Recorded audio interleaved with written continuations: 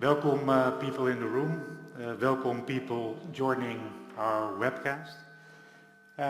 This afternoon we have the intention to present to you the first half-year update, but also we want to present something more about Aalberts Industries and the track record, but also, of course, the objectives we presented end of last year. So the next slide is the content of this afternoon. As you probably are aware of, is that we launched our company passport. And in this company passport we try to present and to reflect the Aalberts DNA, but also where we stand for. So we will have a few slides to present to you about this topic. Aalberts introduction.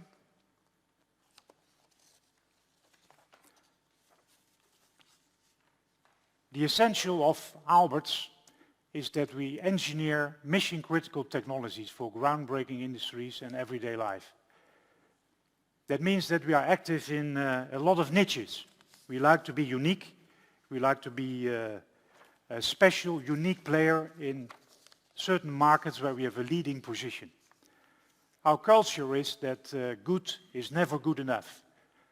We are a company of mission-critical people who actually can't resist going beyond the line of duty. Yeah, it's nice words, but actually what it means is that we always try to improve and that we have a relentless pursuit for excellence in everything we do. I think that's part of our culture. Very important in our company is that we share knowledge. We think that sharing knowledge and learning from each other, exchanging best practices, is a real fantastic opportunity to innovate very fast. Innovate fast means that you have to learn fast. Learning fast means that you have a culture where you share your knowledge. So we do that more and more. This is the essential part of Aalberts, and we always say we are relentless in our pursuit of excellence. Where are we active? We are actually active in many, many areas. Our mission-critical technologies are used in everyday life. Yeah? You have from particles and vibration-free chip-making equipment to better performing cars, but also from efficient production and manufacturing environments to eco-friendly buildings, from light and long-lasting high-tech materials, and also to perfectly draft beer. Actually, where really you have mission-critical technologies, where technology really matters, there we are, and where we can make progress, but also where we can improve. So that means in many areas. Actually, in 10 end markets and 10 technologies, niche technologies, we are active. Our culture is a very important thing. The Aalberts way, winning with people, is very important to also create an atmosphere where we are entrepreneurs, but also we take ownership and we go for excellence. And very important, which we added the last years, that we share and learn. I think what you see in our organic growth of the last years, but also last year, but also this year, and is that there's a lot of exchange of technology. This exchange of technology, where you need an open and fresh thinking culture, generates new business. And in this very dynamic world, you need to do that. So we learn from each other by being professional and open-minded. And we get better every day. Of course, we act with integrity. We have there a zero-tolerance culture. We lead by example and we speak up. Very important. But one of the most and the most important thing is our people. Our people is the unique advantage we have at Aalberts. And I can't say how much important that is. You can make your numbers, you can put objectives, but the most important is the people, and where greatness is made of shared knowledge. But the knowledge has to be shared by people. It's a unique advantage we have as Aalberts. Yeah? It facilitates innovations, it is fast learning, and by exchanging best practices, You generate new ideas. You create creativity. So Aalberts mission critical technologies in 10 end markets and 10 technologies. Most important are our people. Our businesses are 4, and my colleague Oliver Jaeger will explain about these businesses.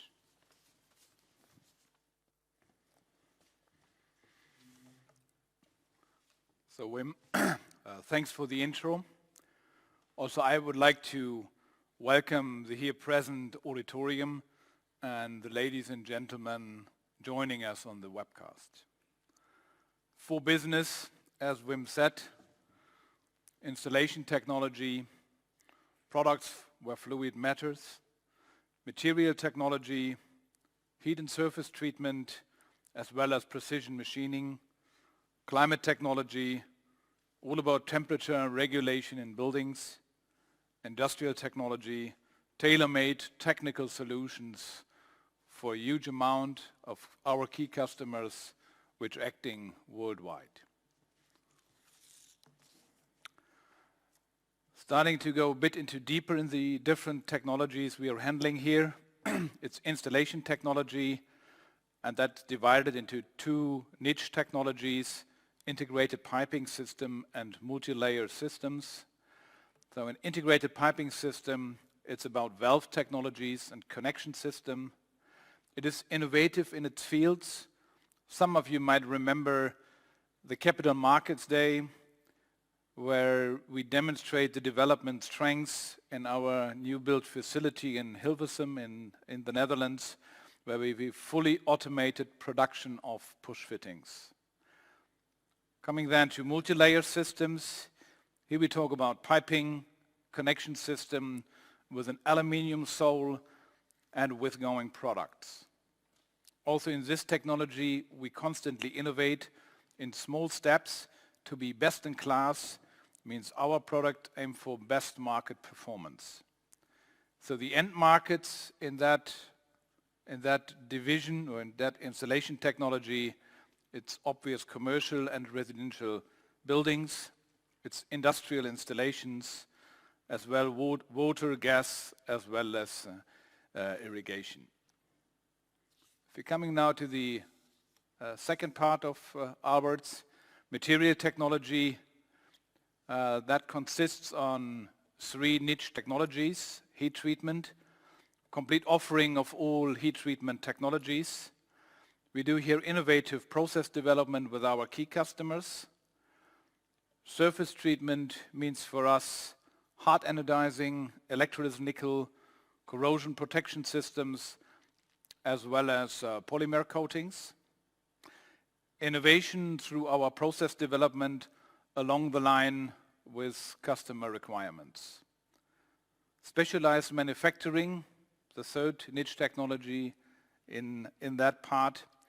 It's precision stamping, including deep drawing, partly combination with overmolding in the connection business, where electrification of cars, for example, plays a big role. And we have precision aluminium extrusion, where we have a strong development with the aerospace industry of the world. So logically, the end markets in that part of our company is automotive, general industries, and power generation, as well as aerospace. Climate technology, we have two sub-niche technologies. It's hydraulic flow control and thermal and sanitary efficiency. We got complete hydronic and airflow control systems, partly tailor-made for its end use. Also here, innovation plays a big role. It goes into the direction of digitalized applications. For example, the district energy system of London is fully equipped with our digital solutions. In thermal and sanitary efficiency, it's systems and products for the efficient use of resource within buildings. So end markets here is commercial as well as residential buildings. Industrial technology, as I said at the beginning, it's a wide range of technologies we developing and offering to our worldwide acting key customers. So we get fluid control, where we have specified engineered products for regulation and distribution of gas and district energy. As well, we do tailor-made solutions for regulating of fluids in cars, such as CNG and air conditioning valves.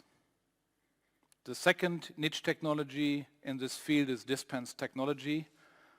We offer entire technologies for beverage of all kinds, starting from the storage vessel up to the bar guns and towers where you dispense, the beverage. We do have advanced mechatronic as a third part that's co-engineered and manufactured pre-products, for example, for machine builders, for the chip making industry. So the end markets are semicon and science, district energy and gas, beverage dispense, automotive, and the general industry. If one would conclude the previous slides, if you see all the wide range of technologies and applications we are offering, it is visible that Aalberts engineers and produce mission-critical technologies to enable our customers and our customers' products to be excellent in its fields. While dealing with such a huge range of technologies, we also take responsibility in a wider sense. Due to the nature of products we are offering, you will find our sustainable role in eco-friendly buildings, in sustainable transportation, as well as in the lifetime extension of materials, which we think are important topics for the sustainability of our planet.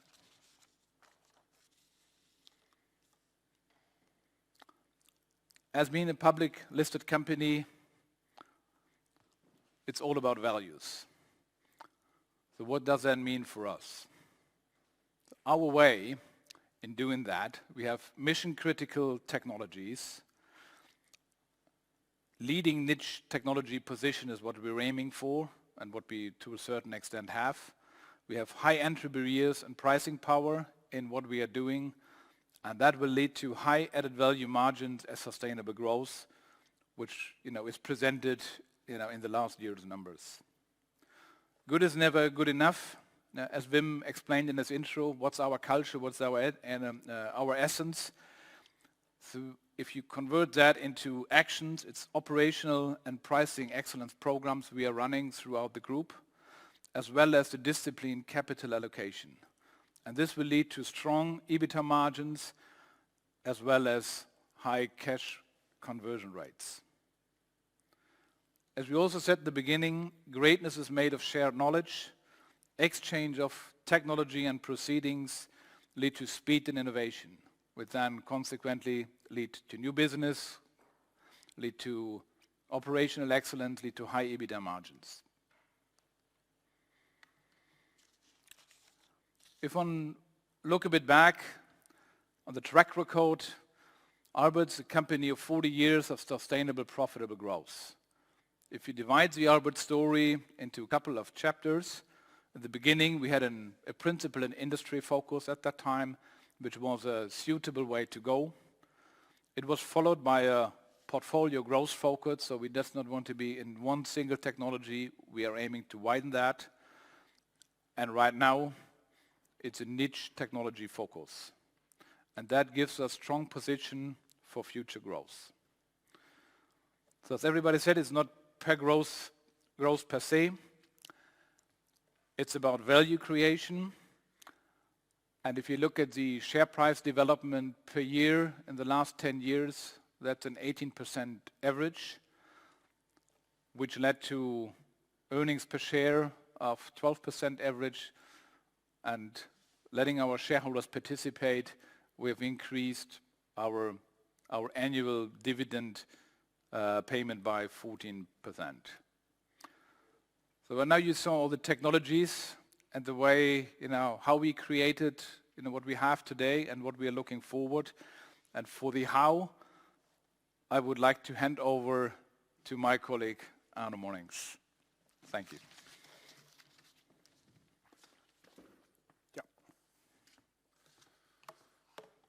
Thank you, Oliver. Thank you for the introduction, but also welcome everybody from my side, of course. Let's say our strategy, I would like to start with that as a recap of, 1 second, with a short recap of our strategy that we also presented in December. We remain focused. We remain focused on our businesses, on our end markets and on our technologies. We accelerate, we improve technology position to accelerate organic growth, innovations, and to execute our innovation roadmap that we prepared for all our business teams. We improve profitability continuously by focusing a lot on the inside also with our operational excellence programs that we pursued constantly and improve and expand constantly. And then the fourth one, we use our Aalberts strength. Because as a group, we have a lot of power, which we can use, like Wim said, together, winning with people, one of our most important assets, but also best practices, pricing power, brand, and a global footprint, enabling us to be better than competition. Our objectives that we present in December are 5 worldwide leading niche technology positions, mentioned a lot, in defined end markets. Second one, creating sustainable profitable growth in earnings per share with a good spread in activities and a good spread of areas, focusing on good growth opportunities. Generating high added value margins. Very important. When you focus on the right niche technologies where you can really have and use your pricing power, you can generate high added value margins which enable you to make more investments in the future. Converting strong operational execution into free cash flow. I will also explain more about that later on. To reinvest in our selected businesses with disciplined allocation of capital. And then, of course, our financial ratios, average organic revenue growth of more than 3%, EBITA margin of more than 14%, return on capital employed of more than 18%, a free cash flow conversion rate of more than 70%, a leverage ratio below 2.5, and a solvability of more than 40%. These are very clear goals that we work for by executing our focused acceleration strategy until 2022. With our 15 motivated business teams, we also explained that earlier, we prepared with all these teams 5-year business plans, including innovation roadmaps over the same periods, where they really focus on their niche technologies to make the right products for the future. They are doing that together. Let's say we focus only on 10 niche technologies, also mentioned by Oliver and explained, in selected regions, but also very important in selected end markets. And these 15 business teams, they are driving these plans, these long-term innovation roadmaps, and of course they integrate bolt-on acquisitions that can strengthen the position that they have. And from an external perspective, there are also additional growth drivers. We have a climate change which makes a growing need for efficiency buildings, more comfort, but mainly energy efficient buildings, but also the transfer to the electrification of cars.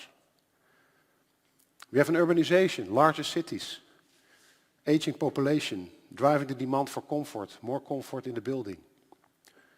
We have a raw material scarcity, which makes an industry-wide need of lifetime extension of raw materials through heat to surface treatments, and strong focus on water savings. There's the Internet of Things, big topic worldwide, new and direct business channels, connected hardware, connected products, smart driving, ample breakthrough in the semiconductor markets. And then of course the globalization, the co-development trend worldwide, growing need of our global customers to work with strong financials, strong supply partners that are not a risk in their supply chain, but also can follow them with their growth plans to invest also locally. We have an open and pragmatic culture which helps us to exchange fresh thinking and embrace these new technologies. Let's say we are executing a strong performance and we are driving a cash conversion. Let's say we just give you an overview over the last, let's say 10 years in blocks of 5 years. So 7, 2012 and 2017. First organic growth, then the added value margin. And what you see there, I think is very important, that we constantly are improving our added value margin. That says something about our pricing power, that we can always price apparently cost price increase of raw materials, which also happen in our industries, but we can constantly price that to the market. We constantly grow in our more innovative products and technologies, which enables us to make a better margin also to the bottom line. And we constantly, of course, also focus on the right coverage strategy for our raw materials for the next periods, to be ahead of the market, to be ahead of the game, and to constantly improve our added value. Now you see the growth from 57% in 2007 to 62%, over 62% in 2017. Of course, also leading to an EBITA margin improvement of 12.5% in 2017. You see the growth happening there. Then for EPS, when you look at that, if you compare with 2007, we improve our EPS a little bit to 2012, but after the more focused strategy that we are executing, you see that we make a big jump there. We increase 54% from 12 to 17, and even in free cash flow, we improve 85% in the last 5 years. So compounding cash drives shareholder value, and by focusing on the right technologies, products, businesses, we are able to constantly improve our financial performance, but also to improve our cash performance. Internally, we also said already, there's still a lot to improve. We relentlessly continue to expand our operational excellence program. We constantly define new projects on the side of pricing excellence, on the side of make or buy decisions. We always challenge the teams, do we really need to make this product ourselves, this part, or can we also source it better and reinvest that money in the right technologies for the future? Manufacturing automation, constantly seeking for efficiency improvements.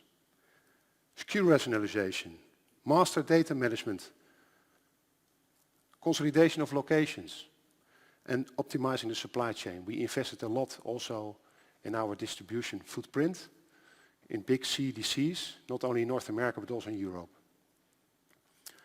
And that brings that we constantly also improve our efficiency and our financials because we focus a lot on the internal side. Disciplined capital allocation, very important.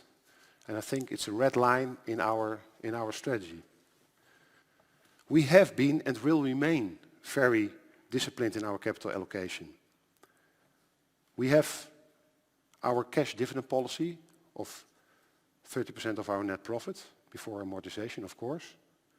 But then we will also allocate for organic growth between 130 and 170 million in that range annually, where we will invest not only in efficiency and in capacity, but mainly also in new innovations.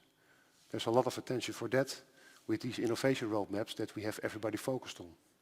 We believe about 40% of our capex in the next periods will go after that. But it remains very disciplined. Always there must be a plan behind every capex that shows the returns of this money allocated to that plan. So we are always challenging the management to perform in that way and also to follow it up. Then of course, acquisitions, growth by acquisitions. Very important in the Aalberts strategy so far, and will also be important for the future. And we always said, bolt-on acquisitions will be the main focus to strengthen our technologies per business team. When we can do that, we do that. But very disciplined. And then when there is an opportunity that passes by for really a strategic improvement, we will go for that also. So we believe that on a yearly base, we will spend between 1 and 200 million per year on bolt-on acquisitions. And also on average, we will spend maybe even more than 100 million on the strategic opportunity. And that can be only when it's there, of course. Again, there's no must. It should make sense. We are very disciplined and very selective there. And it's always the same question. The most important question is there a cultural fit? Do we believe that the sellers, mainly also the management of the company, in many cases, do we believe that they have the right fit with us? Can we work with them? Can we really make this strategic fit together? That's very crucial in our selection process. And then of course the Aalberts management, being responsible to follow up with such an acquisition, has to make a business integration plan. How to earn back the money that we spent. We are very critical there also, because it's not acquisitions to make acquisitions. It's you make an acquisition to make money and to get the returns out of that. So converting strong operational execution into free cash flow by very selective and disciplined capital allocation to accelerate not only our organic growth and innovation, but also the acquisition side. So what are the results of this disciplined capital allocation? That is also what we thought would be interesting to show you. And you can see on the right side, over the last 10 years, how much we increased the capital employed, which is really the capital employed, John? Including the goodwill. So that is 1 billion more spent, invested, allocated in the last 10 years with an extra incremental EBITA return of 143, which makes a 10-year average of 40%. But if you then look, since we really focused our approach over the last 5 years, by really optimizing our portfolio, divest what we did not see as a future business, and of course invest in innovations and also in the right acquisitions with the right technologies, then you can see that we increased our capital employed over the last 5 years with 589 million euros, generating an extra EBITA return of 117 million, which brings a 5-year average return on incremental capital employed of almost 20%. And I believe that that is the result that we made as a team, being very, very focused, but also being very disciplined in what we do. R&D, let's say innovation is already a lot discussed and spoken, but also to show you what happened over the last 10 years. We increased our R&D spend. We almost doubled it, we even more doubled it from 50 million to 105 million. And also in the FTEs, people working really in the R&D departments of all our companies. Yeah, we made an investigation of that, which was increased from about 250 people to 419 people in 2017. So not only we grow the company on the top line, but also percentage-wise, we increase the spend of our investments in R&D from 3 to 4% over the last 10 years, which is quite a big jump. So to conclude, the reasons to invest in Aalberts are a track record, like Oliver showed you, of creating shareholder value, leading niche technology positions with high entry barriers and pricing power, which is, I think, one of the most important assets that we have as a group. Long-term, sustainable, high added value growth by constantly optimizing the portfolio and also increasing the prices to the market to cover the raw material impacts. Continuous investment in R&D by executing our long-term innovation roadmaps, which we have per business team, very focused. And continuous margin improvement, portfolio optimization, operational excellence internally, and operational leverage. Of course, when you grow, do the right things, then also you will improve the leverage on your assets. And then the last part, disciplined capital allocation. Cash dividend, organic growth, and acquisitions. That is, we believe, where we should spend our money.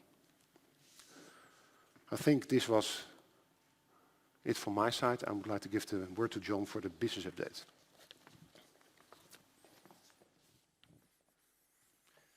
Yeah, thank you, Arno. So yeah, the business update. Of course, we sent out the press release this morning, so most of that you will find back in there as well. But just taking a few highlights to explain at least some of the developments in the first 6 months, and maybe also answering already a few questions we got earlier today on the developments.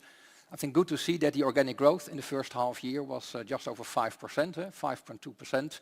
We'll go into a bit more detail on currency in another slide. So now the total revenue is close to 1.4 billion euros in the first 6 months.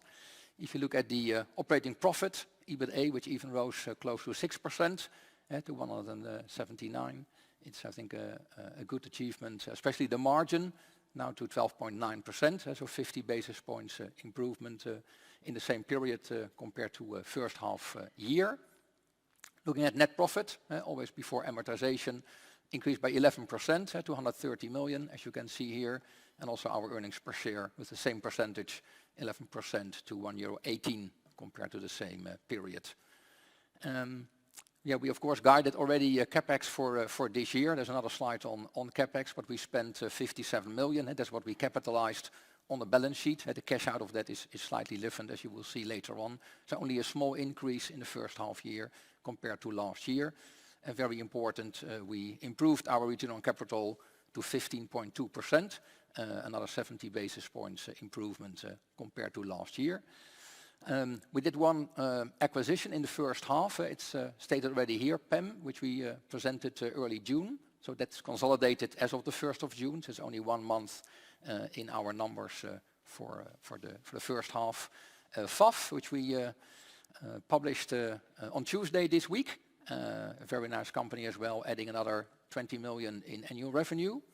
So if you compare that to the last bullet here on the disposals, so disposals of 40 million, which is an annual impact, which will taking effect as of the 1st of July, the 40 million. So there will be another 20 million in the second half of this year, but there will also be another 20 million, roughly you could say, contribution from the PEM acquisition and FAF for the second half year. So that should be more or less equal, leave out some other maybe minor impacts I will explain later on.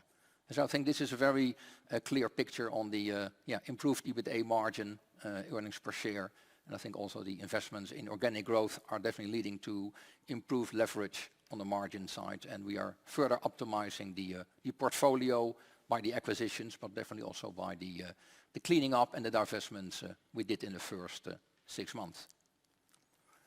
If you look at installation technology, a slightly negative percentage. Unfortunately, we are reporting our numbers in euros, and as you know, the biggest impact of the US dollar hitting, let's say, the numbers as a group, I would say 80% of that impact is linked to installation technology.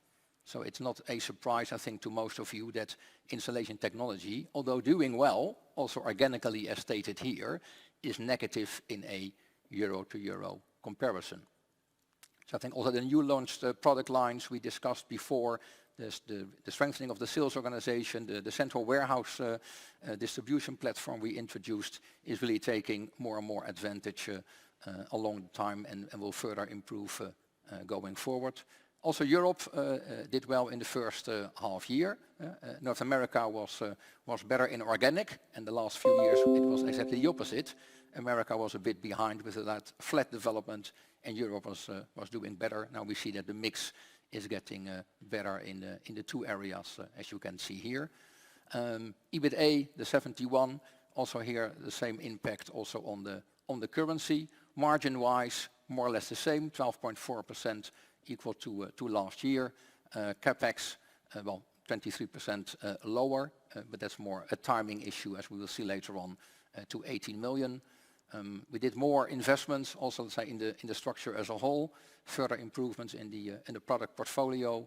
I think also our multi-layer systems. We have North America and Europe both doing well on the multi-layer side, more business, and also the innovations are getting more and more traction in the market and spending more on R&D as we showed in an earlier slide. So I think all in all, good organic growth as we state here, increased returns and additional investments to come to further support this activity. We're looking at the material technology. We see also here a good development in itself. The impact of currency is less here, so also the organic development you can see here, well, 1 or 2% for this activity you can easily calculate. I think EBITA 51 million, also a nice improvement, maybe percentage-wise not that much, but especially the margin improvements with all the things happening to 13.5 is also a further improvement compared where we were last year.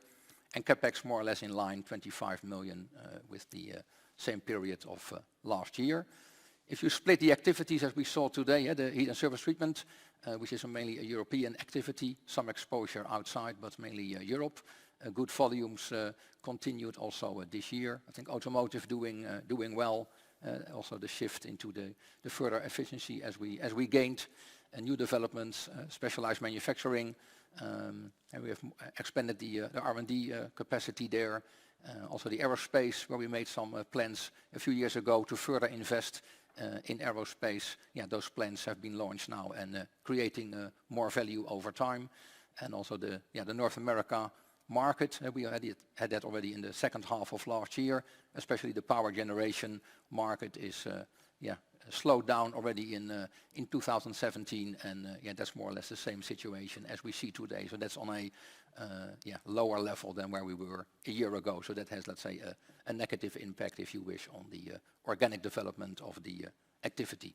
But I would say still good volumes, also here increased investments going forward, and we are further optimizing also in the organization. One point mentioned here is on the surface treatment organization, where we had several brands, different organizations, which we have now brought together under one business management teams. So also that should lead to further efficiency improvements going forward and a better approach to the market.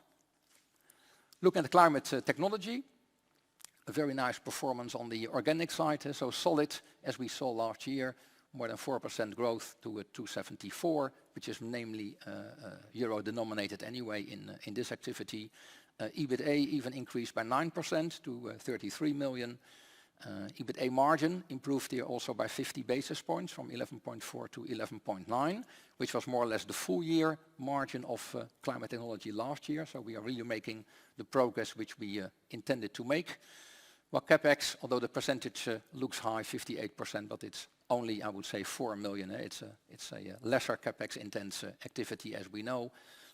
We further upgraded here our portfolio as we do, introducing new products also going into the second half year. We got some questions also on the developments in Eastern Europe, and I think what we can state here as well, that at least Russia in local currency, so in local rubles, made a good performance in the first half. We aligned further the strategy, the innovation roadmaps, so that continues all the initiatives we are taking. And I think the last bullet, very important, that also the digitalization, and so the business models we are developing, also on the energy efficiency, the data collection, how to measure with the data and make smarter products going forward. I think that's definitely a big contribution to the further development of this activity. So a solid organic growth, the new product ranges are taking more speed, and further efficiency improvements which we made, which led to the higher margin, but still to continue to further optimize. Now looking at industrial technology, I think that had really a very good first half year. If you look at the total improvement on the revenue side, more than 10% to 194, EBITA to 31, that's even a 20% improvement in EBITA. Margin improved to 15.7, that has never been as high as it has been now in the first half year, coming from 14.5 last year, so nice improvement.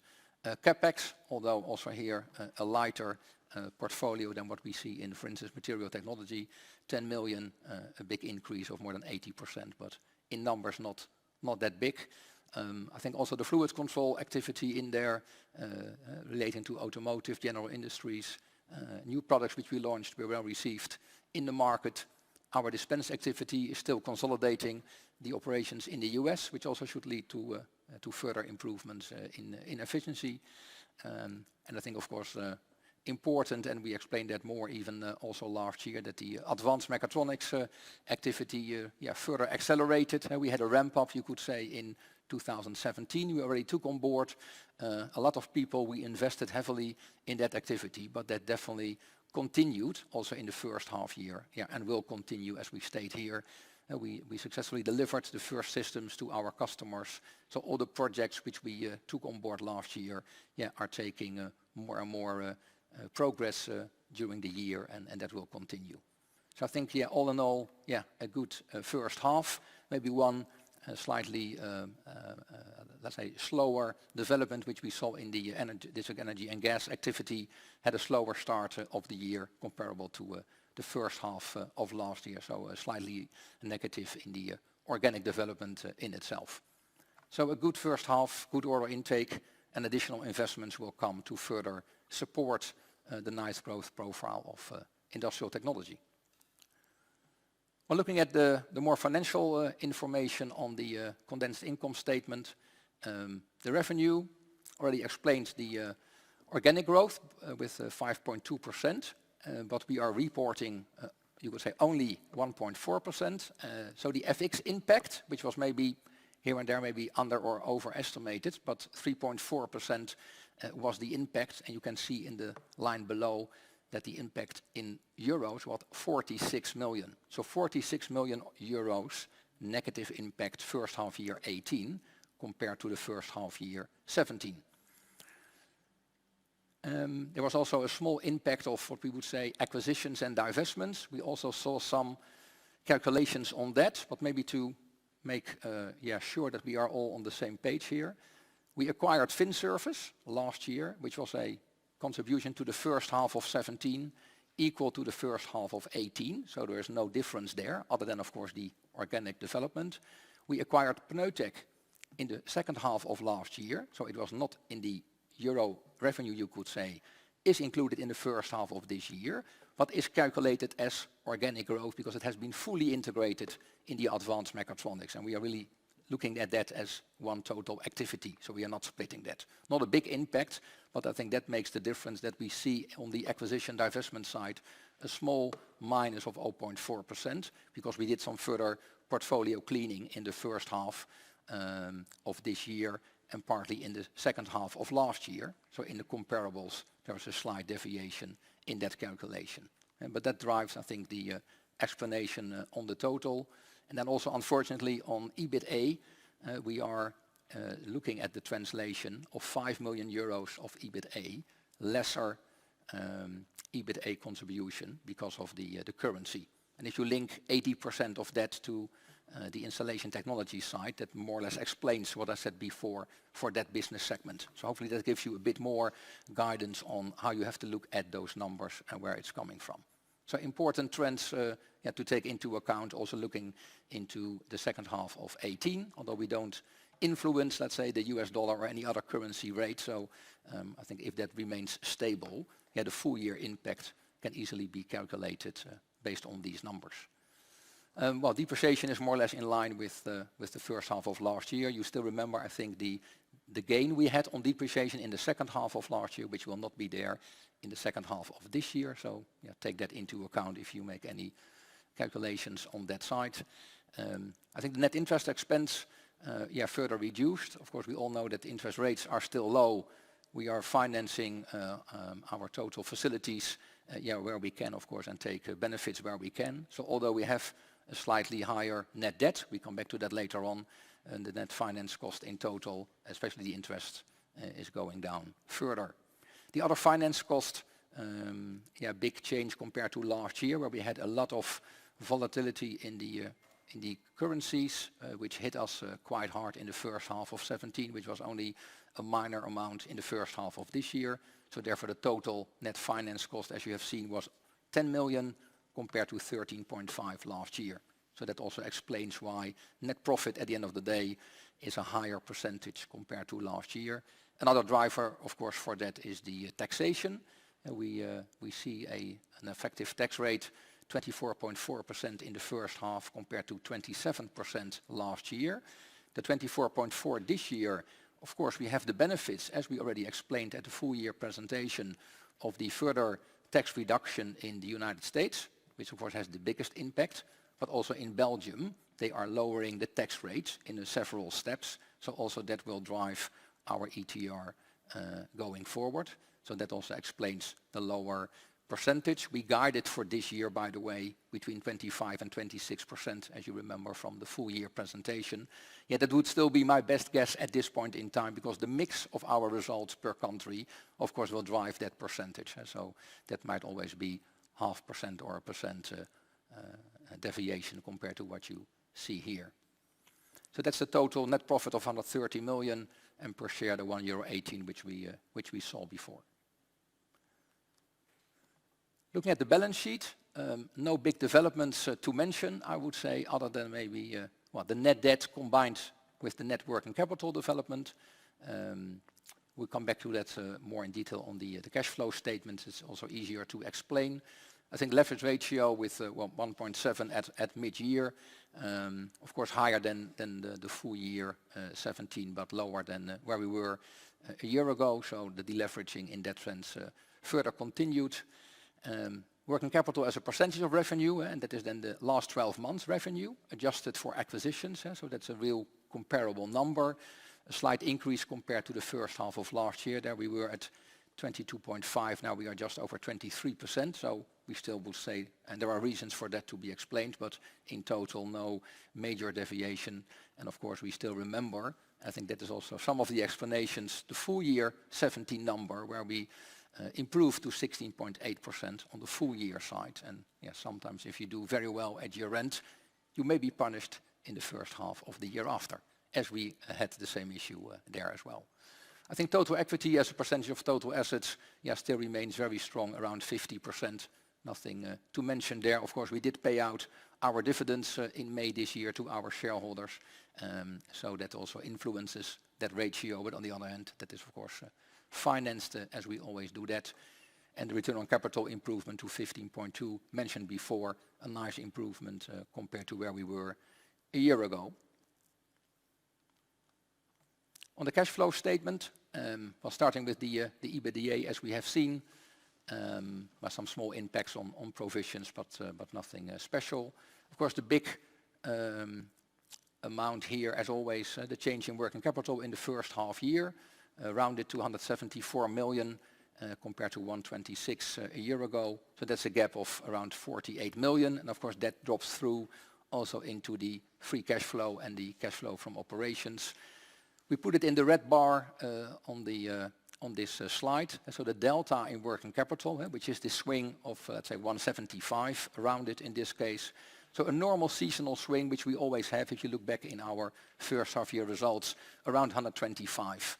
Might be a bit higher, a bit lower, but that's of course driven mainly by the developments and how it works between December and June, because that is of course what you see here in the swing.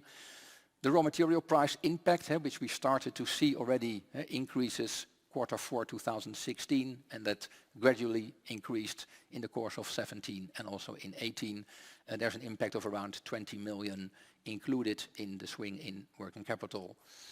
And on the other hand, and I referred to that a little bit before, that we did quite well in the second half of last year in driving our working capital and free cash flow. There was an impact of around 30 million in Q4 last year, which is reversed in the first half of this year. And that, of course, that's mainly the payables, which were quite stretched, as we said, at year end. And of course, you get the reversal back in the first half because we are not stretching or seeing that stretch that much in June of any year. And so hopefully that gives you a better feel for why it is higher than you would have expected. And of course, also net debt is partly higher because of that. Not because of the swing of 30 million, but definitely the swing because of the raw material price increase.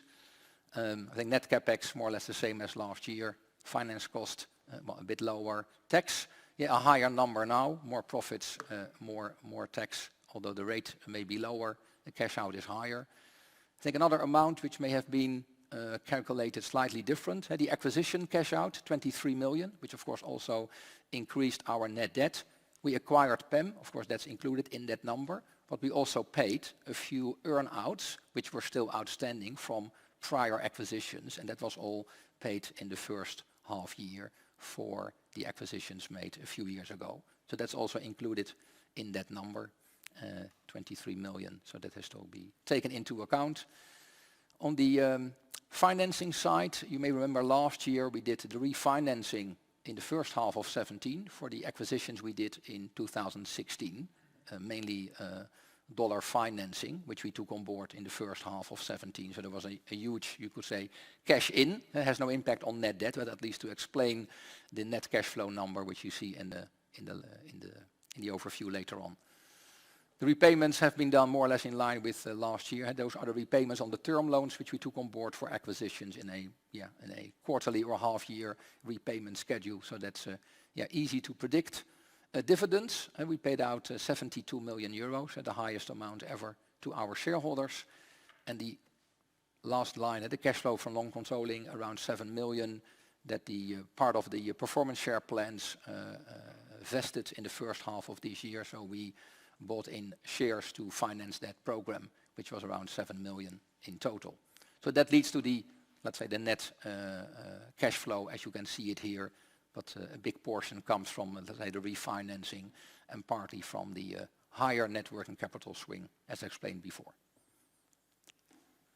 Looking at the various business segments, of course, we went through each of them already. So this is more getting to the summarized number and the deviation on total for each of the business segments. So please remember again the impact on installation technology because of currency.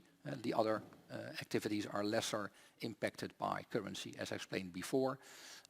While CapEx a bit diversified for each of the business segments, but I think also here the red bar in the bottom gives you that the guidance we gave before, that we still believe expectation for the full year 2018, that CapEx will be between 130 and 150 million euros for the full year this year as guided before. So just to reconfirm that is still the range we think we will end up with. And don't take us on a few million, but that's more or less the range we think we will end up. Well, the same overview for EBITA margins. Also here take the installation technology into account. Also some questions on the holding elimination line. That has been more a stable number, 7, 8, 9 million on a half-year basis. We already expected, at least for the first half of this year, that would be a bit lower because we took out the China operation of Aalberts from the, let's say, the greenfields into the operational activity. So that's now included within material technology and not disclosed within the holding elimination line. So that is the holding expenses and some, let's say, one-off costs which are still included in the 6.1 figure you see here. And also for the second half, because that question may come up as well, for holding and normal stuff, nothing special. And of course there might be some other impacts as always on that line which are hard to predict, but I would say on the core business no big change there. Margins which we have seen, so stable on installation technology and nice improvements in the 3 other business segments, and for the total group the improvement of the margin to 12.9%.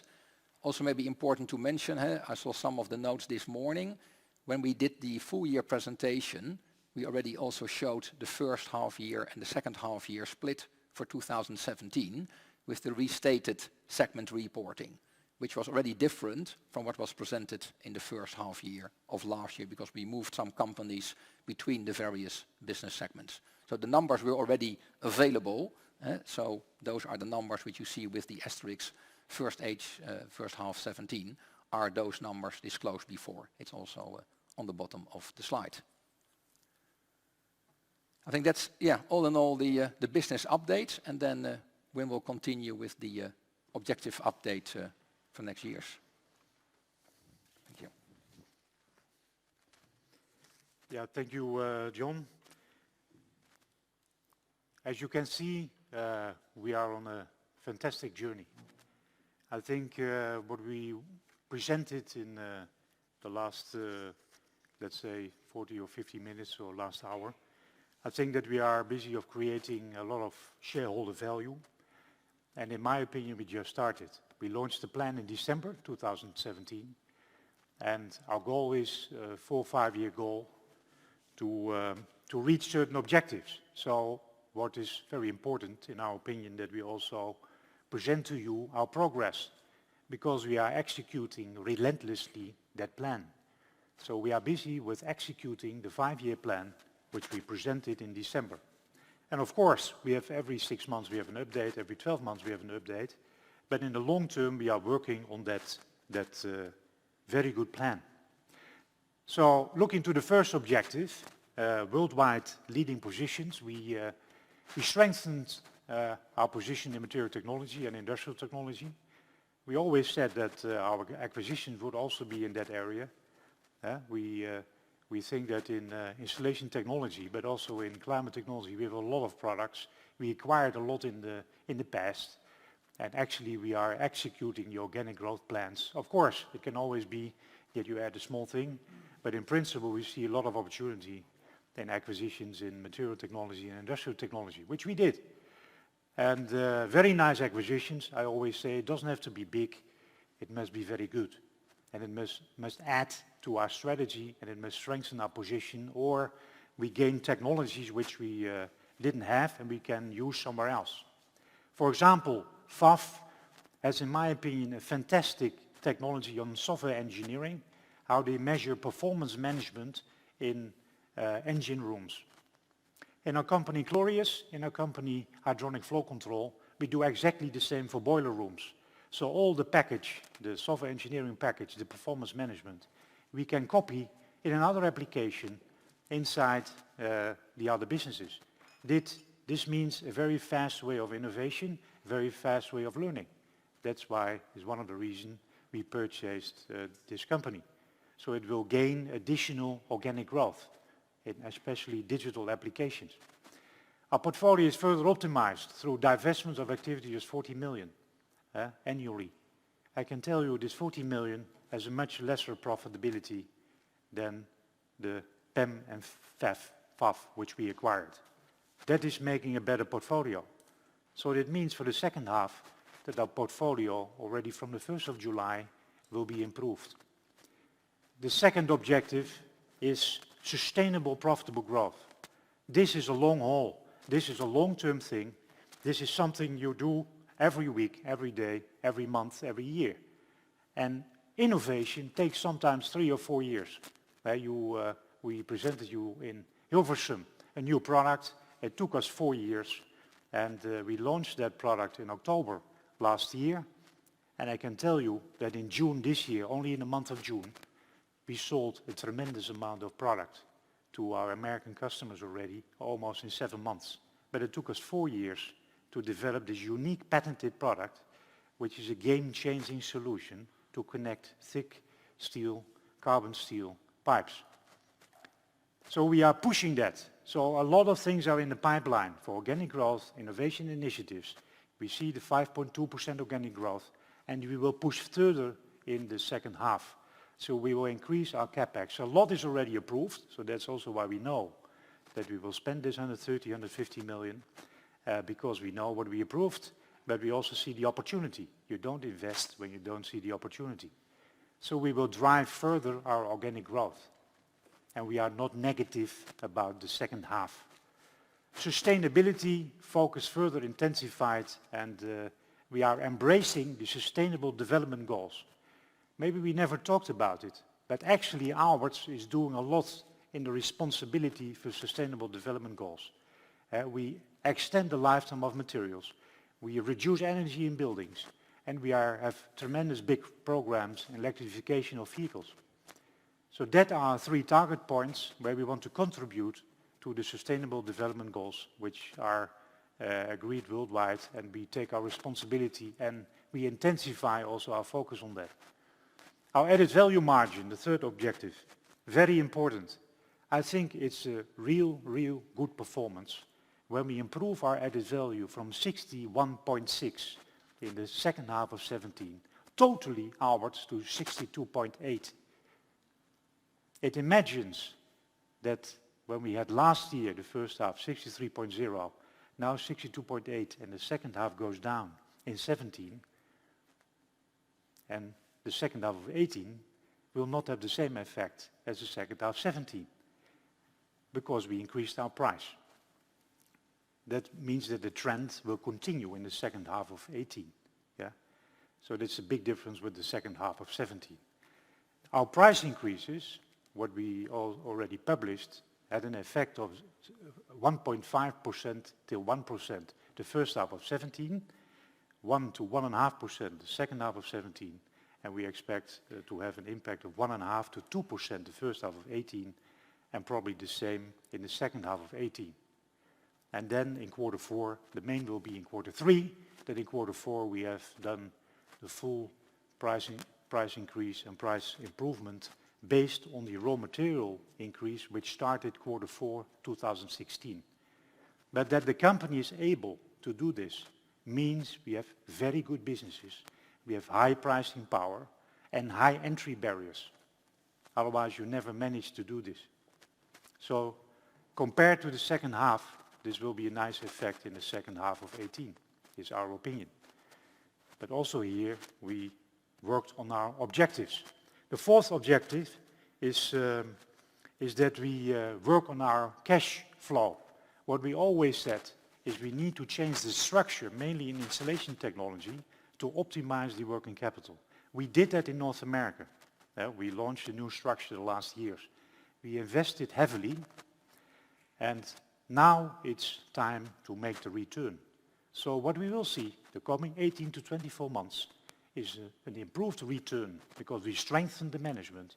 We also increased our attention on the supply chain with a new structure, and that will be seen in the coming years. The same we will do in Europe. We launched now a plan to build a new distribution center. It will be in the Netherlands, and we will close 8 warehouses in Europe to optimize our efficiency and streamline our supply chain. We already approved it, and hopefully we will start building in September. We probably will announce something about that because it's a big step for us.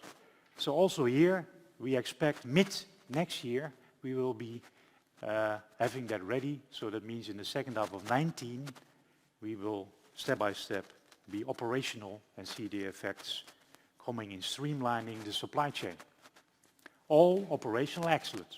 And we said in December we only have 50% done of all the projects we saw in these years, and we still have a lot to do in combination with organic growth, because organic growth gives leverage, operational excellence gives additional margin, and we have portfolio improvement.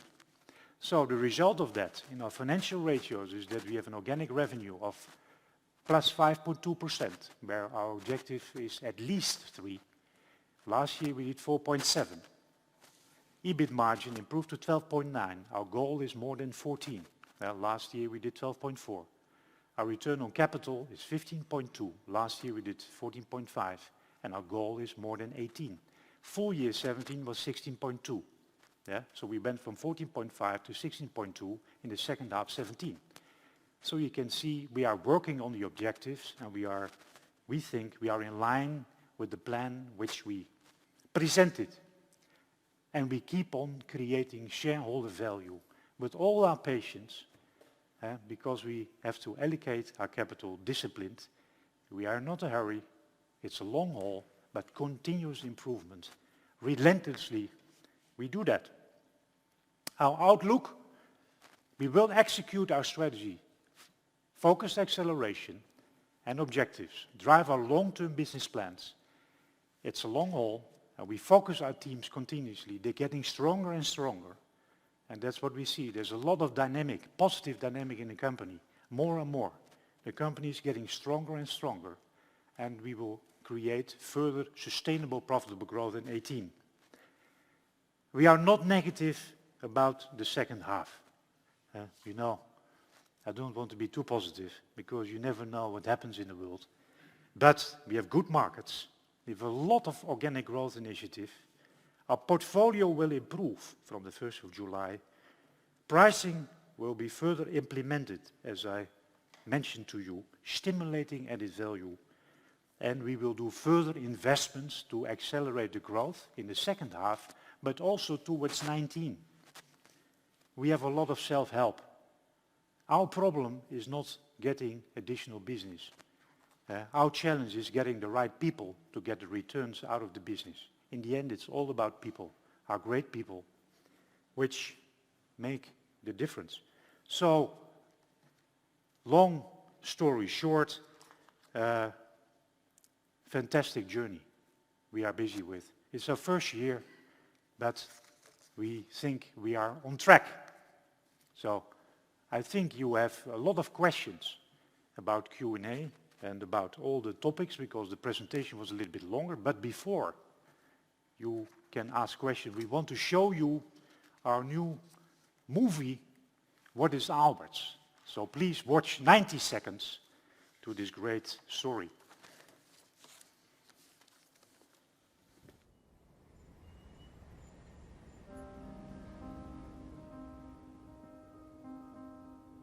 Aalberts didn't become one of the world's most progressive engineering firms by thinking that good is good enough.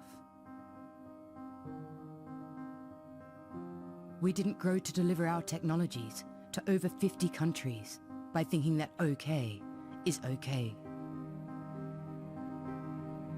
More importantly, over 16,000 people didn't choose to work here because they wanted to do something average. How do we continue to grow and exceed expectations?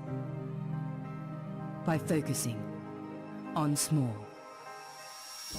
You'll find Aalberts products and technologies used in everything from better performing cars to eco-friendly buildings, from high-tech materials to vibration-free chip production, from efficient manufacturing processes to perfectly drafted beverages. From conception to delivery, we ensure that even the smallest components are absolutely perfect. If it's mission critical, it's Aalberts. Our strength is not just the technology we produce, but the restless, entrepreneurial souls who create it. A team who believe greatness demands more than ingenuity, and that failure is a valuable step on the way to success. That is where the extra mile is, and we will not let go until there is nothing left to learn. That is how we deliver excellence. Other people might look at us and say we're fanatical. We call it relentless.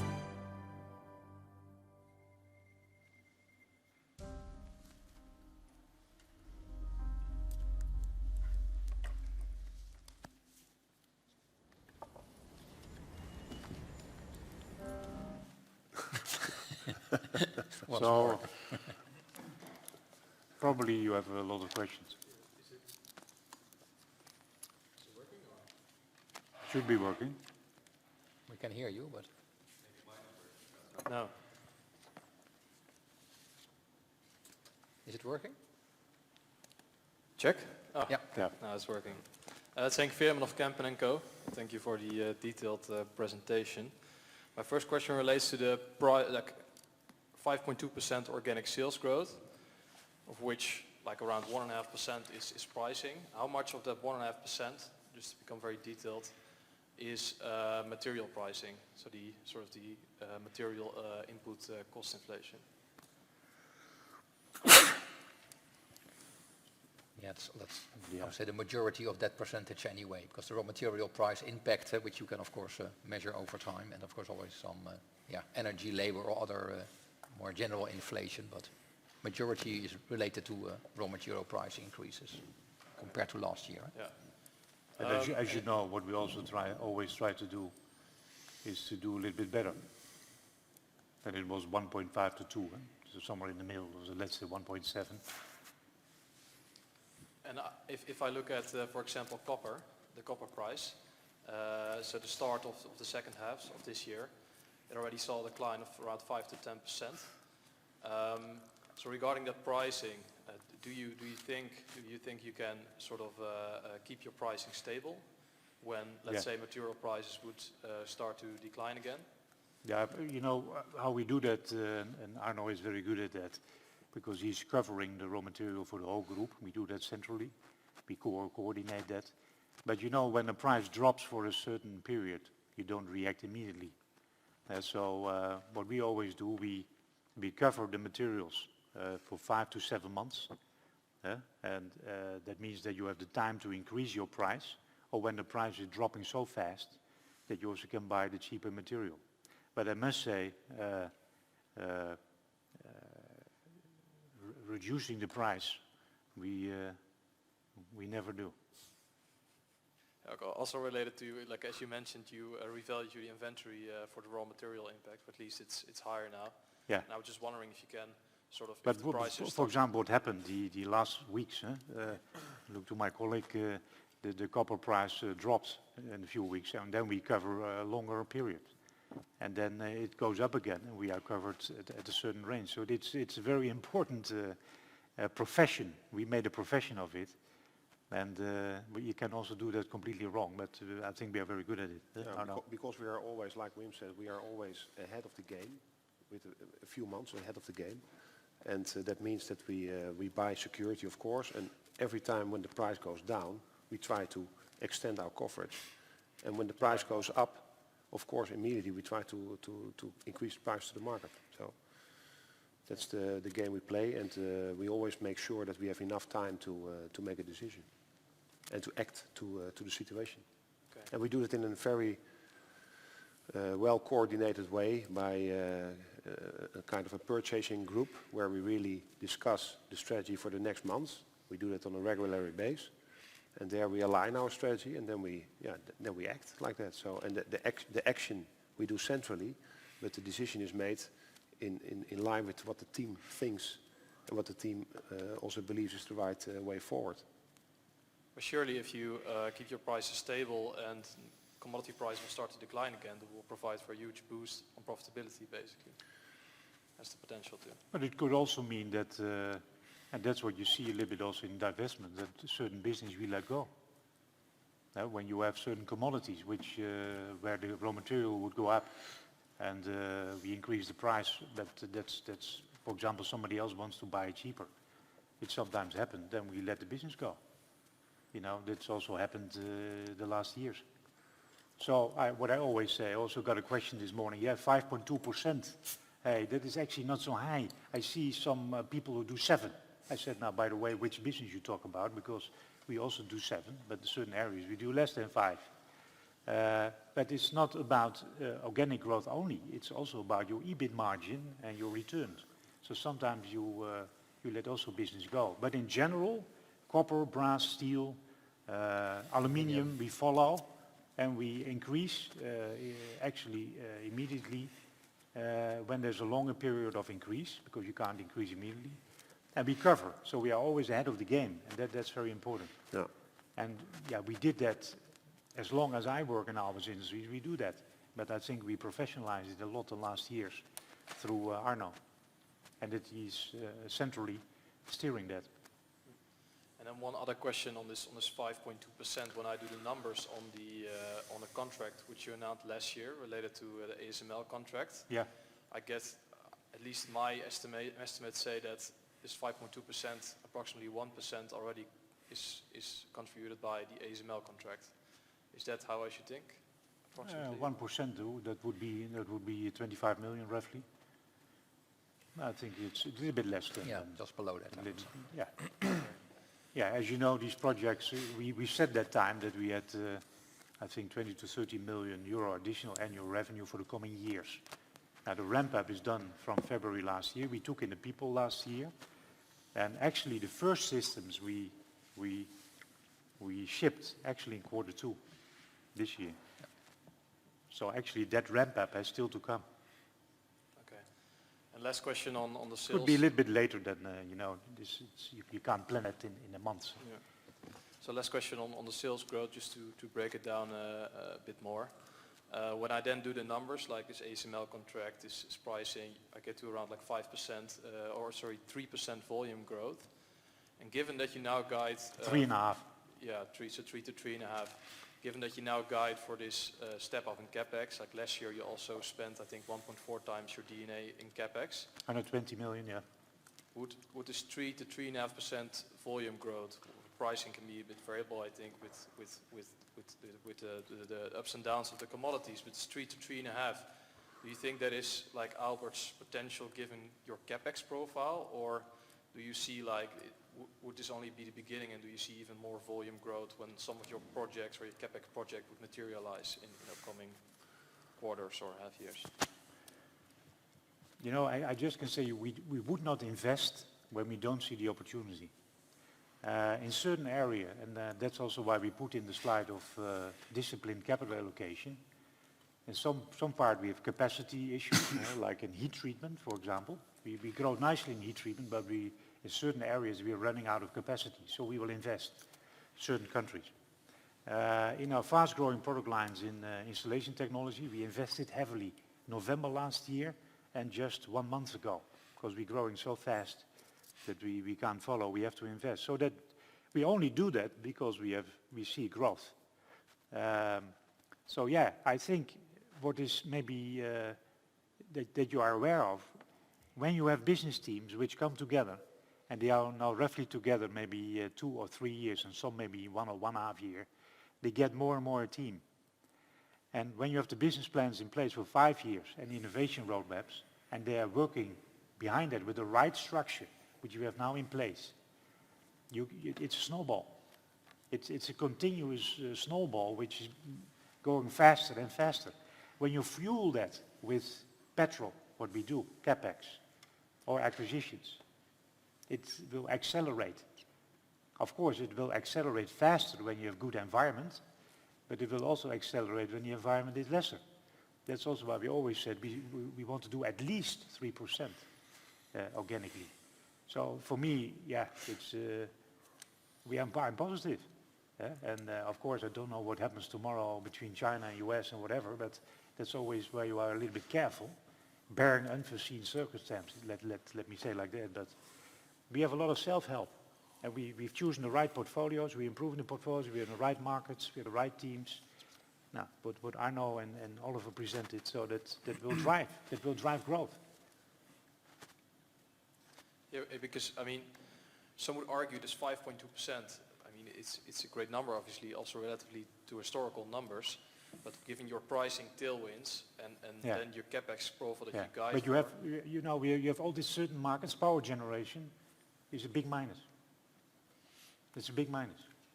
Yeah, so there we go down, Oliver. Yeah.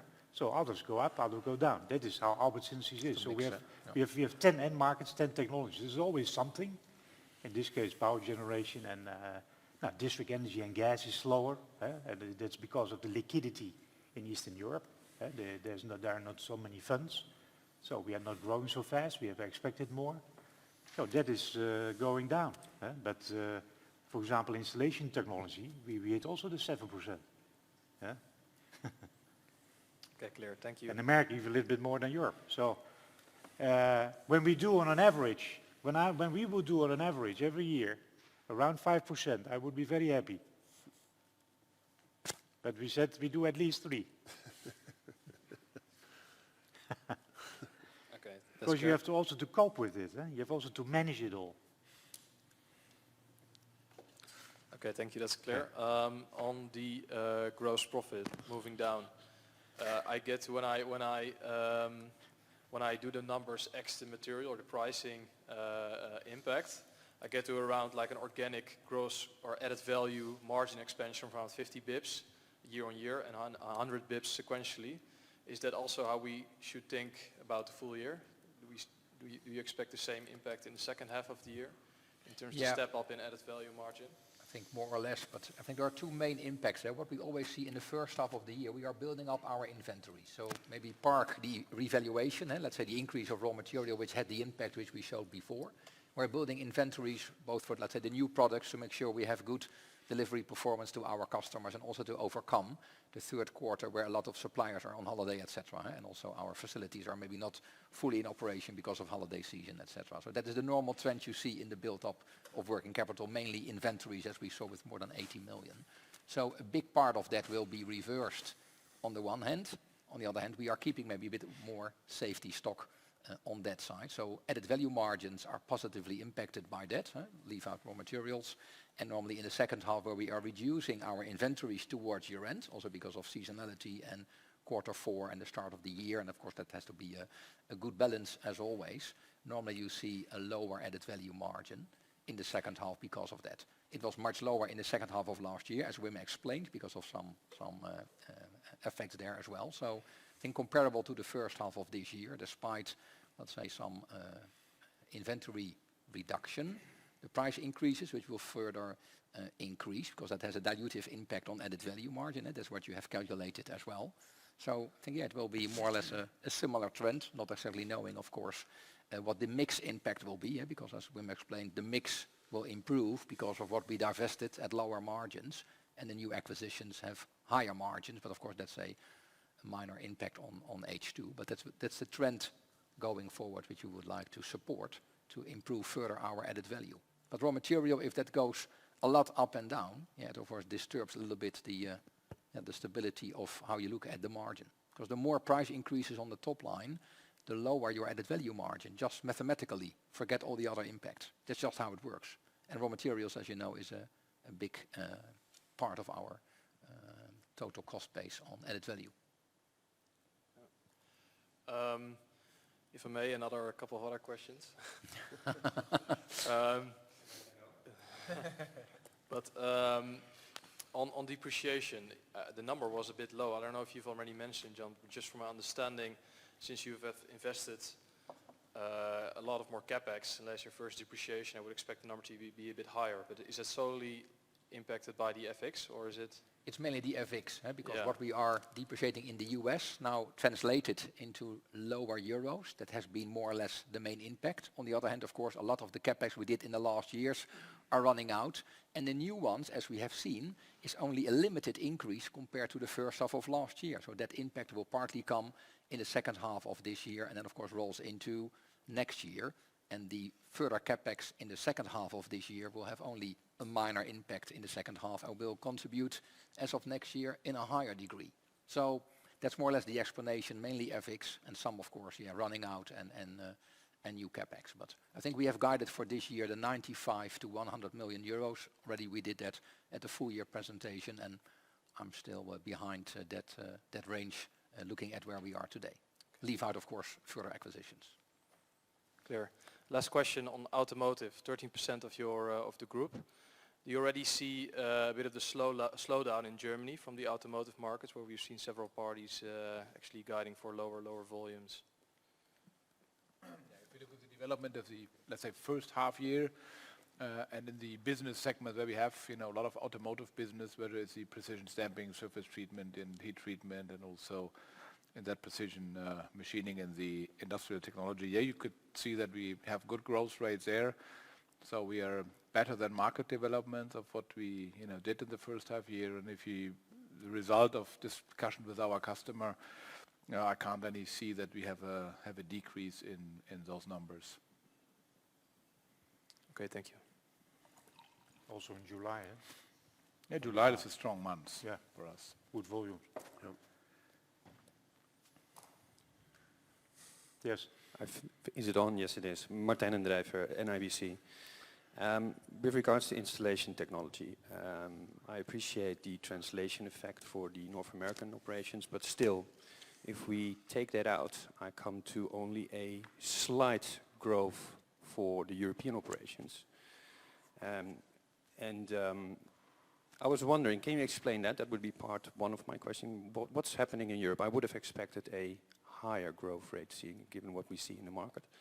And related to that, you've given the impact of FX on EBITA, which a majority goes to installation technology. Yeah, 80%. Yeah, 80%. But still, if you take out North America, I would have expected a better performance for the pure European operation. So can you elaborate on that? That would be my first question in two parts.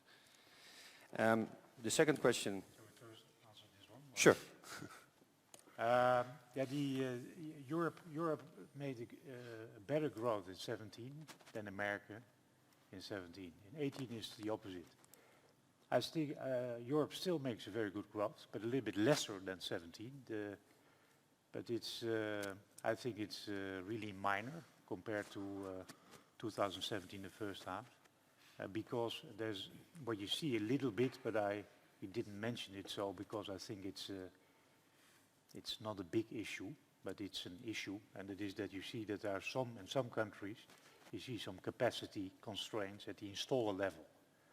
So I think that is why maybe here and there you see a little bit lesser growth. It's not because the markets are not good, because in my opinion the market is booming for residential, for commercial building, but especially also for renovation, where we have a big part in Europe.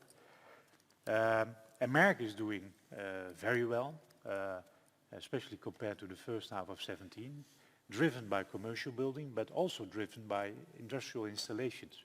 Yeah, because in America we have a lot of industrial installation and installation technology, which we don't have in Europe. We also said that last year when in Q2 the order intake increased, and that accelerated further. So we made actually an excellent North American growth, which is higher than the total, but we made roughly 7% in installation technology. So where America was higher and Europe was a little bit lower. What we expect about that is that I think the markets are very good in Europe. So I think you get a little bit like this. So growth never goes like that. It always goes like this. So we see a little bit, let's say, lesser growth, but I expect that the second half we will pick up. It's also what our management says. And you see it already in orders. So actually, yeah, it's still very good growth. It's maybe a little bit less than 17 first half Europe, and America is actually much better than first half 17. Yeah, profitability. I think we make in Europe a pretty good profitability, and in America we still. That's also what we are writing our press release.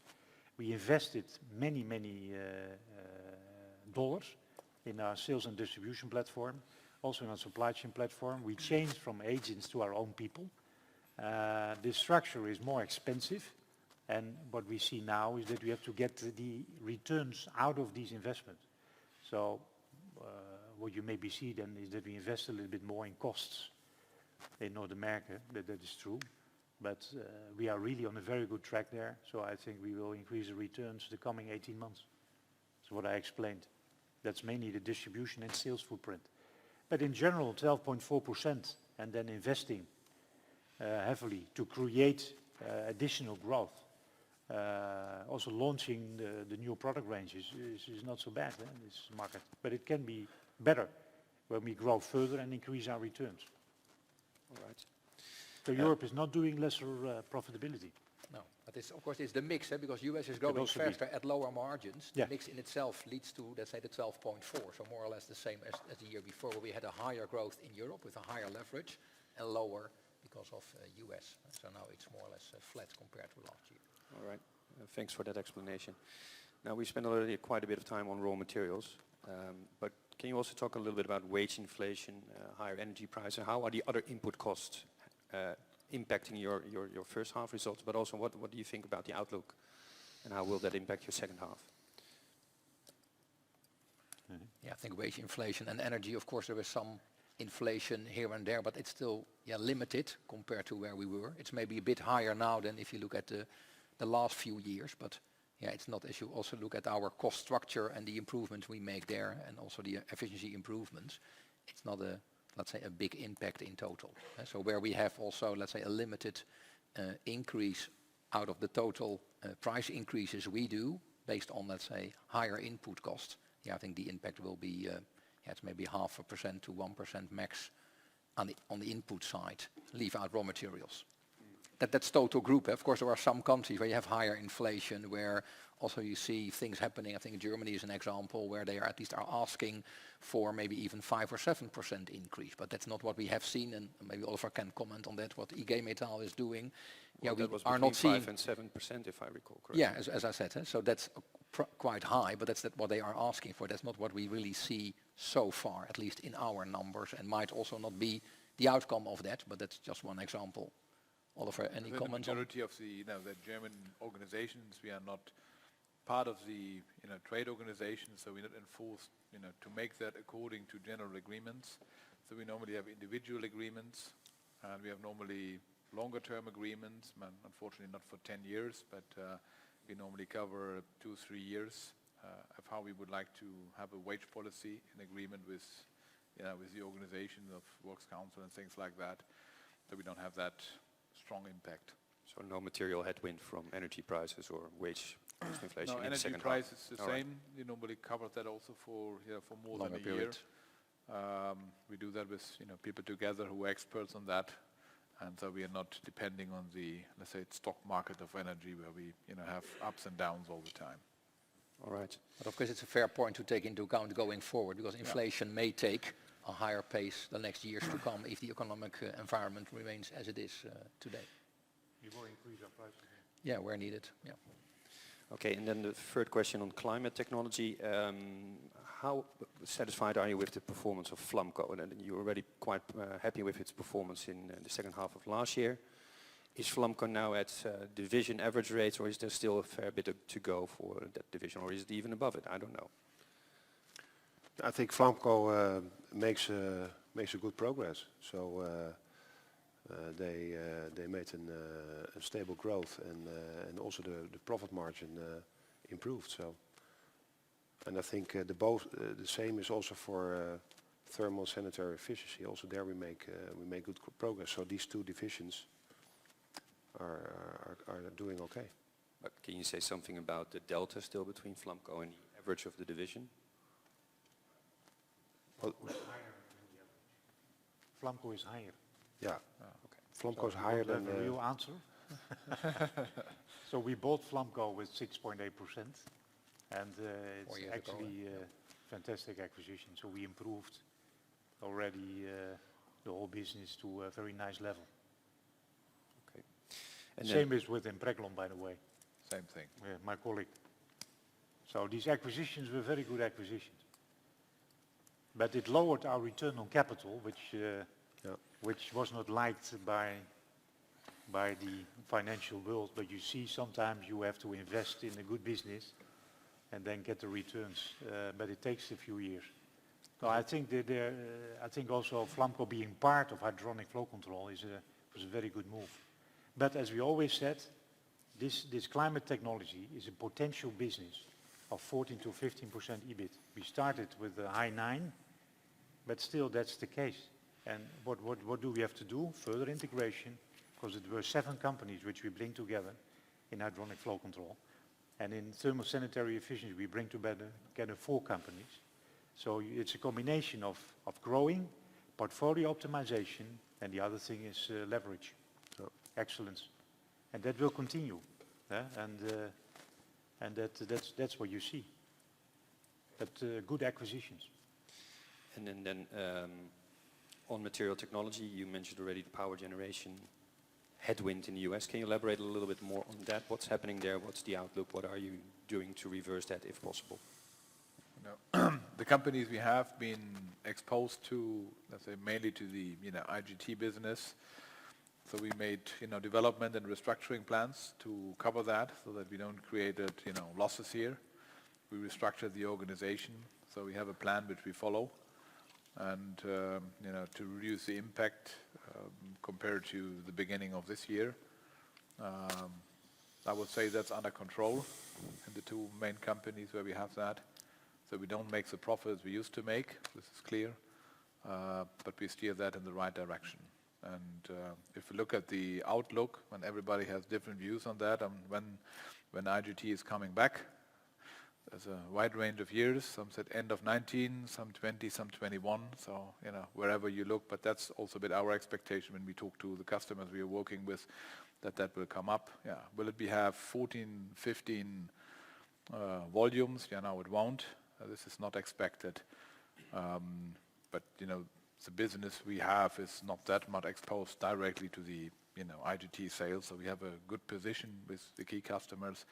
So we think that we will stay better than competition in that field. Maybe do some acquisitions to consolidate, or and we create new markets. Huh? Yeah. Aftermarket, for example, we're busy with 2K. Okay, then two smaller follow-ons on one on the working capital. I appreciate that John is saying that there are no real material deviations, but just wondering, DSO has gone up from 59 to 61, and we're all watching this pretty carefully. Yep. So is there anything else that you can add to that? Is that just a mix effect, or is that just a one-off that the margin of error doesn't, it just basically explains it, or is there anything else that we should be aware of? No, nothing specific, but I think what we already said at year-end, and also what was disclosed in our annual report, that you see that there is, partly a trend that customers try to, extend payments, as we try to do, of course, on the supplier side. So we try to push back where we can. And on the other side, we are working hard also to get, let's say, overdues or anything like that on the balance sheet, cleared out as fast as possible. So also that needs focus and attention. And if everybody is busy with, organic growth, of course, that drives also your outstanding receivables and the cutoff date. So yeah, we have to be on top of that going forward. There is no real one-off or additional impact from that. Of course, there's always a timing because you are measuring DSO either on 12 months revenue or whatever you in a calculation. So a few days difference could be there, but we also think we can and should further improve on that side, at least on the collection of our receivables, because that's cash which should be on our bank account and not on that of our customers. But that's, I think, easy to explain. All right, thank you. And then the final one, you already mentioned that the businesses that you divested are below average in terms of their margins. But which divisions were they divested from? It was in the press release, installation technology. I missed that. Apologies. No problem. Thank you. So the 40 million which we refer to in the press release was linked to installation technology. Correct. Michael Roeg, De Graaf Peterkam. I also have a couple of questions on the disposal program. You already announced that sales-wise the acquisitions will contribute as much as the disposals. Margin-wise there will be a positive impact. Is it fair to assume that the capital impact will be negative? What will be negative, D? The impact on capital employed. You're paying more than the release of the assets that you're selling. You would assume that we will add more capital employed than the disposals. Yes, that's correct. And will there be a sizable book profit, or will it be just maybe 1 or 2 million? No, there will be a limited impact on that. Correct. Okay. Also because of the lower margins, you can imagine that it will not be a fortune you get for that. Well, it could have been written off entirely. It could be. Okay. Are you now happy with the portfolio, or is there more up for disposal? Good is never good enough. Good is never good enough. You have always to improve. But I think what we said, 3-4 years ago, that we would divest between 150 and 200 million. That was what when we launched the Aalberts Linked strategy in 2014. And this number, I think we are now pretty close to what we originally thought we would do, that we almost executed that. So we had roughly 80-90 million already done. So now you have roughly another 50 to 60 million when we have the divestments of the first half, and then the 40 million. So we are, let's say, at 150. So I think still from the original program, maybe 20 to 30 million to go, maybe 35. But when you do an acquisition again, like we also had with Impreglon, and some few small things we did in the first half also, you start optimizing again. I think it's very important to optimize that, because when it doesn't get attention and you can refer or transfer your capital to more faster growing businesses, you always have to be busy with that. You mentioned that in the operational excellence program. It's about the production and it's about the internal organization, but it's also about your portfolio you have. You have to review that, and you have to look whether you're right positioned, whether location's too big, too small. Is it worthwhile to have? Is the product line you have, is it worthwhile to pursue or not? And that's a constant exercise. But the original program, we're pretty close. So let's say 20 to 30 million to go. And actually that are two locations.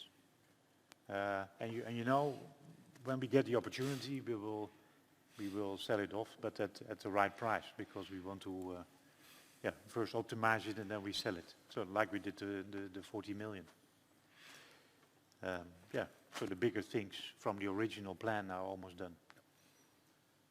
Then I have a question about the distribution footprint in North America, which is more or less finished, and now Europe is going to be... No, it's finished. The structure is there. Yeah. We have to get a higher return on it. Yeah. Now it's Europe's turn. You mentioned that the benefits will be reaped over a period of 18 to 24 months. Yeah, you mean in Europe? No, my question is, what did you refer to? To North America or North America and Europe together? No, that's what I refer to North America. North I America. think the structure is there, the team is there, we know exactly what to do. You make some additional cost, you have still the stocks not where you want to have them. All the processes has to be streamlined, and I think that will take 18 to 24 months to get really results, and then it will improve further and further.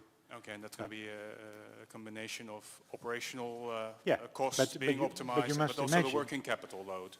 Correct. Like in Europe, we did the acquisitions in Germany, in the UK, in Holland, in many areas.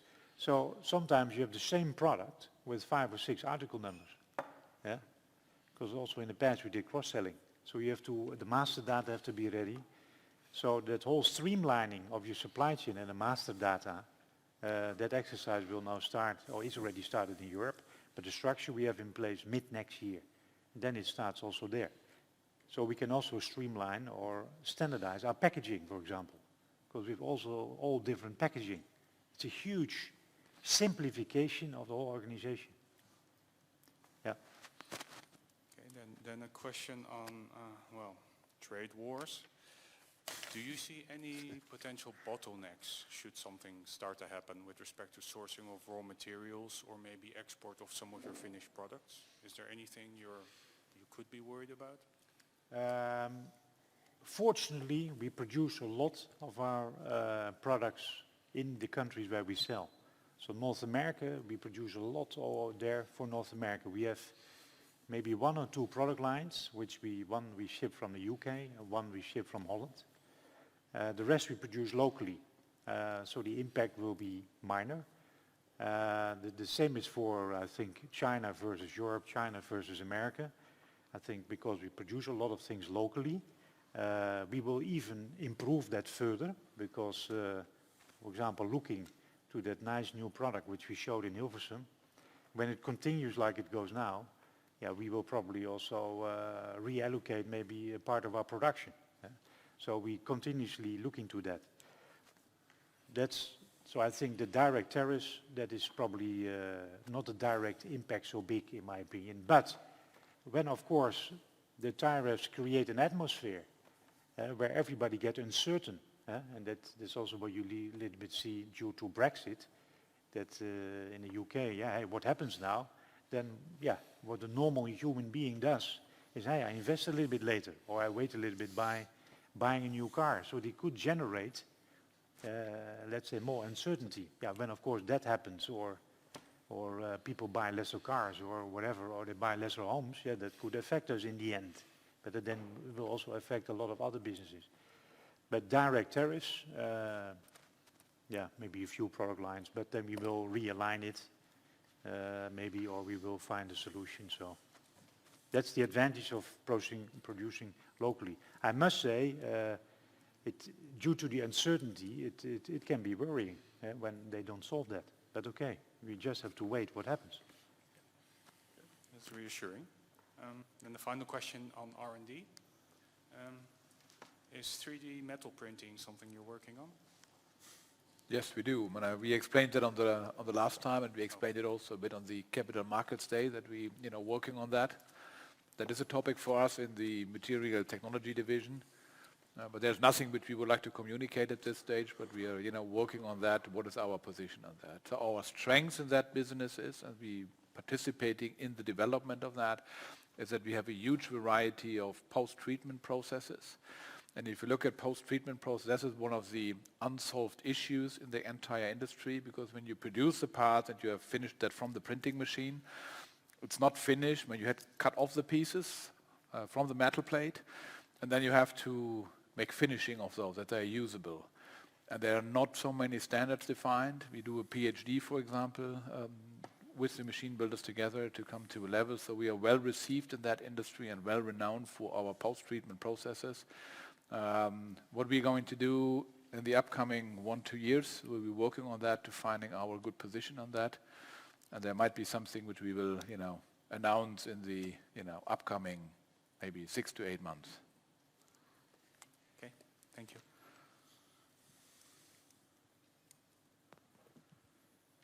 I think it's a very interesting business, by the way. Yeah. Goedemiddag, Mark Prins, ING. 2 quick questions. In terms of inventory, you mentioned already also this morning that you guys were raising a little bit your inventory to have the new products ready. I mean, so then from my side, a little bit of a nasty question. I shouldn't assume that the new products are not being sold, but it's actually stock up to be ready to actually service your clients better. It's not as such that those products are not sold. No, it's twofold, because you're building up inventories to make sure that before you go to the market, you have enough of those products, and where you already see that the launch of the new products, which partly was already done in the second half of last year, when it takes, let's say, the speed which you expected, or even better, you have to make sure that you are speeding up your production and your inventories to make sure you still keep your service levels. And we already know in some of those product groups we need to improve our service levels, and therefore we decided, and then also Wim was part of that discussion, to have a bit more inventories of those, let's say, newer products or fast running products, to make sure that we are, let's say, the supplier to our customers with a reliable reputation. And also because of the new CDC structure in the US, you also have some issues when you are implementing that. So we need to improve on that side and keeping a bit more of those inventories, which of course will be sold in the time frame which you expect.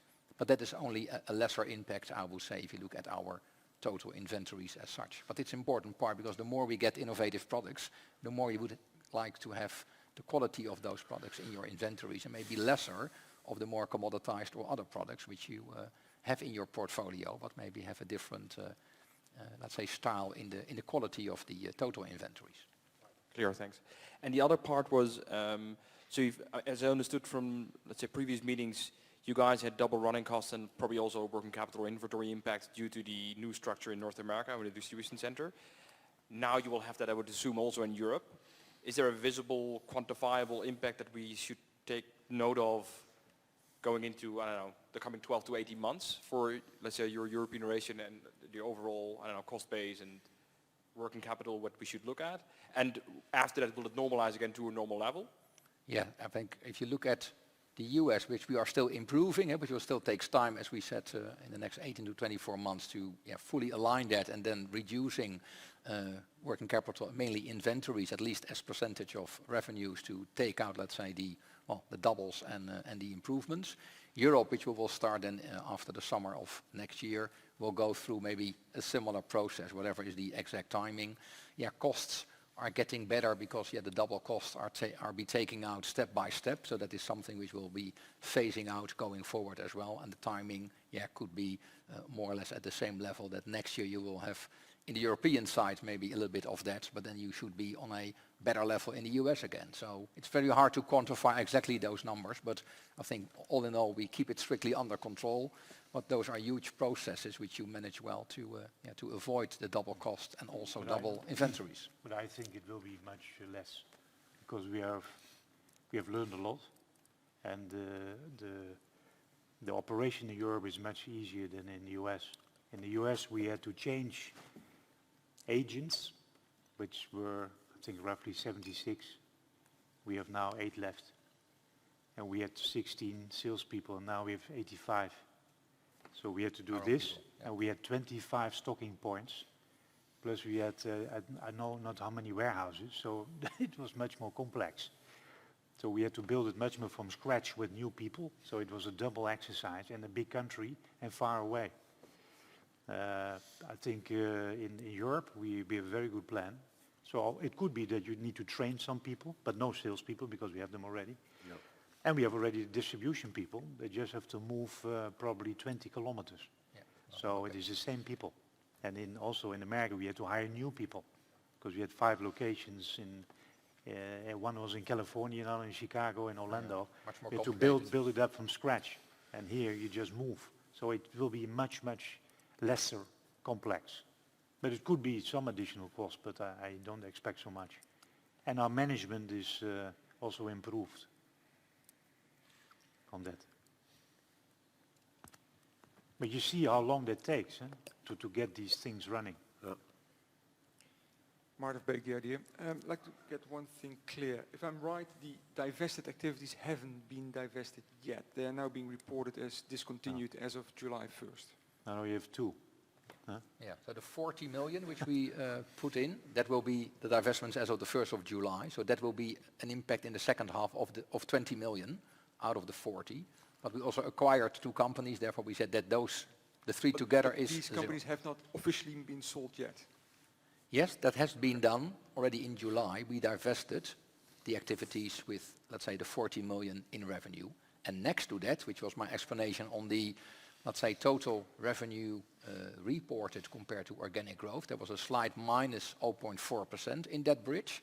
That is mainly some, let's say, product portfolio cleaning we did in the first half of this year compared to the first half of last year, but not so mean disposals as being the ones which we now did in July, but more general portfolio cleaning, which was, let's say, the minor point. So some of that impact will also be in the second half of this year. Okay. We sold a location in Spain. We closed the facility in Holland.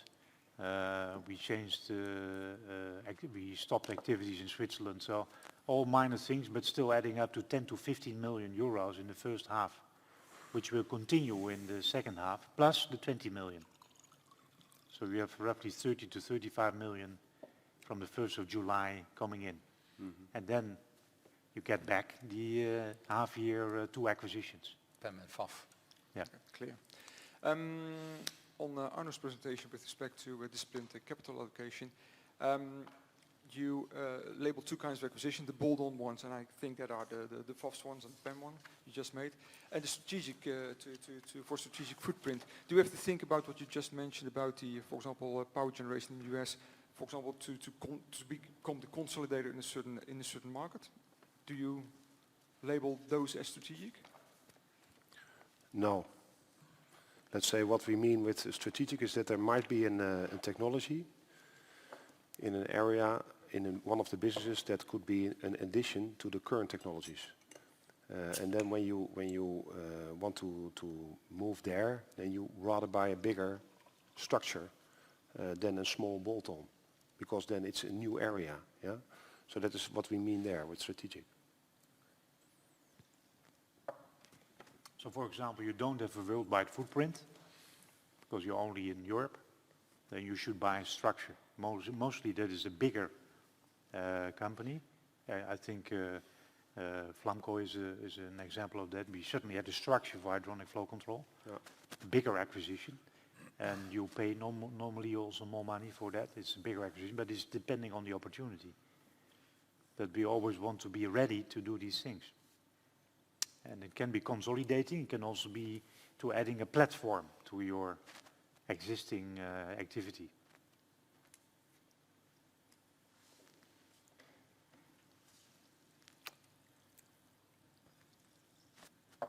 We tried also to give some guidance about our capital allocation and what our plans are, and also how we want to spend the money. Because we also face some questions from the outside world about that. So I think we are pretty clear now how we want to capitalize our cash.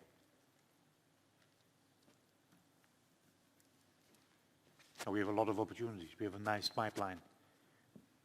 Okay, Arno doesn't want to talk about it, but we have a nice pipeline. Nice bolt-ons.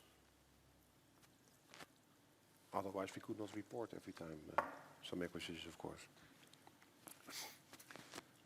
So you can expect some additional acquisitions in the second half.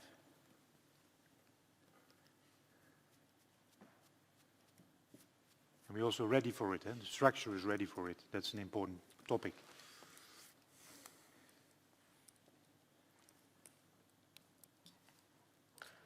More questions? No more questions? Questions from the webcast viewers? No questions. So I would like to thank you very much, people in the room and people joining the webcast, and hopefully it makes things clear. Thank you very much.